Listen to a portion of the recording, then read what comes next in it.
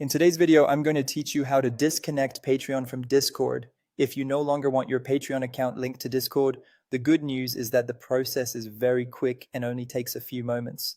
This is useful if you want to stop syncing membership access, remove a connection you no longer use, or simply clean up your connected apps. To begin, log into your Patreon account. Make sure you're signed into the correct account before moving forward, especially if you manage more than one profile or use multiple browsers. Once you're in, you'll be taken to your Patreon homepage or account area. From there, look for the three-dot menu. This is usually where Patreon places additional account options that aren't shown directly on the main screen. Tap or click the three dots to open that menu and reveal more settings. When the menu appears, go to Settings. This is where Patreon stores your account preferences, privacy controls, and any app connections tied to your account. Selecting Settings will take you to the section where you can manage these details. Next, tap Connected Apps. This area shows the third-party services currently linked to your Patreon account.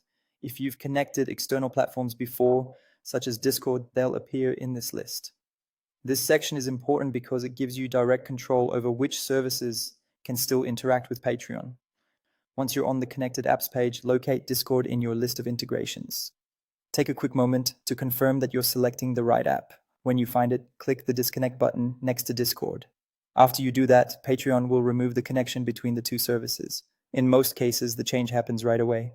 If you were using Patreon benefits through Discord, those linked features or role access may stop syncing after the disconnection.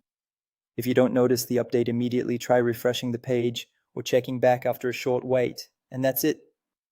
You've successfully disconnected Patreon from Discord. It's a simple process, but knowing where to find the connected apps section makes it much easier if you ever want to review or remove other integrations in the future. Thanks for watching, and I hope this helped you manage